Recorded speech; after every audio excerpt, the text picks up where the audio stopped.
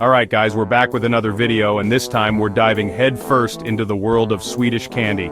I've seen these colorful bags popping up everywhere online, TikTok, YouTube, you name it, and I gotta know what the hype is all about. Seriously, what's the deal with Swedish candy? It's like a flavor roller coaster. Colorful, sour, salty, sometimes all at once. Some people are obsessed, others are totally grossed out, but one thing's for sure, it's blowing up the internet. So today, we're gonna find out if Swedish candy lives up to the hype.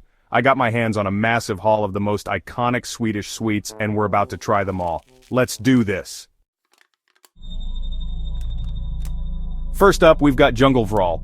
It literally translates to Djungelvrål, which sounds kinda intense for a candy, right? These little guys are salty licorice, and let me tell you, the internet is seriously divided on these. Some people say it's like chewing on a tire, others say it's strangely addictive. Okay, here goes nothing. Whoa! Okay, first impression, salty. Like, really salty. And kinda savory? Not what I was expecting from candy. It's definitely got a chewy texture, kinda like a gummy bear, but denser. You know, it's not the worst thing I've ever tasted, it's definitely different, that's for sure. I can see how people might not be into it, but there's something weirdly intriguing about it. Maybe I'll try another one. Okay, yeah, I kinda get it now. The saltiness is growing on me, it's like a flavor punch to the face, but in a good way? I don't know guys, this is a tough one. I'm gonna need your help on this one. Let me know in the comments if you think Djungelvrål is delicious or disgusting. Next up, we've got sour skala, which means sour skull. And let me tell you, these little skulls are not messing around. They're coated in this super sour powder that looks like it could melt steel. This is definitely not for the faint of heart. Alright, I'm gonna brave it. Oh my god, my face. It's like 1,000 tiny needles are attacking my tongue. How can something be this sour? I think my taste buds just went into shock. Okay, the initial sour blast is starting to fade, and now I'm getting a bit of a fruity flavor. It's actually kinda nice, like a tropical punch, if tropical punch was dipped in battery acid.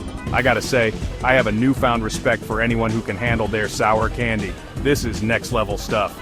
If you're into that super sour pucker-up experience, sour skala is definitely the candy for you. But be warned, you might want to have a glass of milk handy. Just saying. Moving on to something a little less intense, we have Bilar. These little guys are shaped like cars, which is pretty cute. They're kind of like a marshmallowy, chewy candy, but with a firmer texture. This is interesting. It's not overly sweet, which I like. It's got a subtle sweetness, kind of like vanilla or maybe even a hint of caramel. And the texture is really unique. It's got that satisfying chew to it, but it's not sticky like a caramel. You know what this reminds me of? Those foam candies you get at IKEA. Remember those? This is like the grown-up, slightly more sophisticated version. It's giving me serious childhood nostalgia vibes. I could definitely see myself snacking on these. They're not super exciting, but they're pleasant and comforting, like a warm hug on a rainy day. Chapter 4, Lördagsgodis Mix, the Swedish candy roulette. Now it's time for Lördagsgodis Mix, which basically translates to Saturday candy. This is where things get interesting. It's a mix of different candies, so every handful is a surprise. It's like Russian roulette, but with sugar. Let's see what we got. Okay, we've got some colorful gummies, a few chocolate-covered things, and... oh no, is that licorice? Alright, I'm gonna be brave and try one of everything. Okay, that's good. Fruity, chewy, classic gummy goodness. Ooh, that's nice too. Creamy milk chocolate with a little bit of crunch. And now for the moment of truth, the licorice. Yep, there it is. That familiar, salty, slightly medicinal flavor. I'm still not sure how I feel about licorice, but I appreciate the gamble. Overall, the Lördagsgodis Mix is a fun experience. It's like a party in your mouth, and you never know what you're gonna get. Chapter 5. Plopp. Don't judge a candy by its name. Okay, next up is Plopp. And yes, I know what you're thinking. But let's just ignore the name for a second and appreciate this beautiful chocolate bar. It's basically a classic milk chocolate bar with a soft, gooey caramel center. What's not to love? Listen to that snap. That's the sound of a quality chocolate bar right there. And the smell? Pure chocolate heaven. Oh my god, this is amazing. The chocolate is so smooth and creamy, and the caramel is perfectly gooey and buttery. It's like $1,000,000 in your mouth. I take back everything bad I ever said about Swedish candy.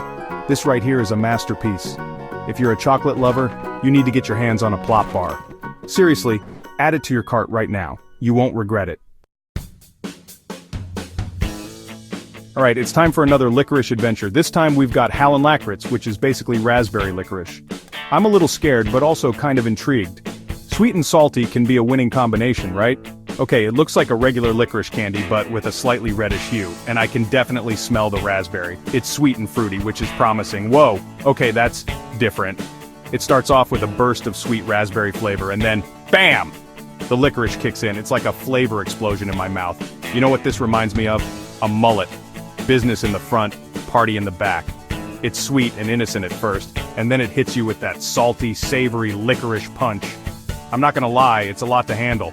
I think I prefer my raspberries and licorice separate, but I appreciate the creativity. Next up, we've got Kexchoklad. This one's a classic Swedish candy bar, and it's basically a chocolate-covered wafer cookie. It's simple, it's familiar, it's probably the safest bet in this entire haul. Okay, it looks like a Kit Kat, but flatter and with more chocolate. I'm already on board. Yep, just as I thought, it's delicious. The chocolate is creamy and milk chocolatey, and the wafer cookie adds a satisfying crunch. It's the perfect combination of textures and flavors. This is the kind of candy bar you can always count on. It's not trying to be anything fancy, it's just a solid, satisfying treat. If you're looking for a safe bet in the world of Swedish candy, Kexchoklad is the way to go. And last but not least, we have Blandat. This is another mixed bag of candy, but this one is a little more adventurous.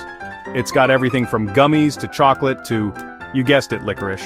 Okay, this is a wild mix. We've got some colorful gummies, some chocolate-covered marshmallows, some weird foamy things, and oh no, not the licorice again. All right, let's do this. Okay, that's a classic gummy, nothing too crazy there. Ooh, that's nice. Fluffy marshmallow with a generous coating of chocolate. All right, licorice round 3, let's see what you've got. Yep, there it is. That salty, slightly medicinal flavor that I just can't seem to escape. Blandat is definitely a roller coaster of flavors and textures. It's the ultimate Swedish candy challenge. If you're feeling brave and adventurous, I dare you to try it. Well, there you have it, guys. That was my Swedish candy adventure. We had some highs, we had some lows, we had some moments where I questioned everything I thought I knew about candy. Overall, I gotta give Swedish candy props for creativity. They're not afraid to experiment with flavors and textures, even if it means pushing the boundaries of what we consider candy. So, tell me, what did you think? Would you be brave enough to try Swedish candy? Let me know in the comments which one you'd try first, or which one you'd run screaming from. Don't forget to hit that like button if you want to see me try more crazy food challenges, and subscribe so you don't miss out on the next snack attack. See ya!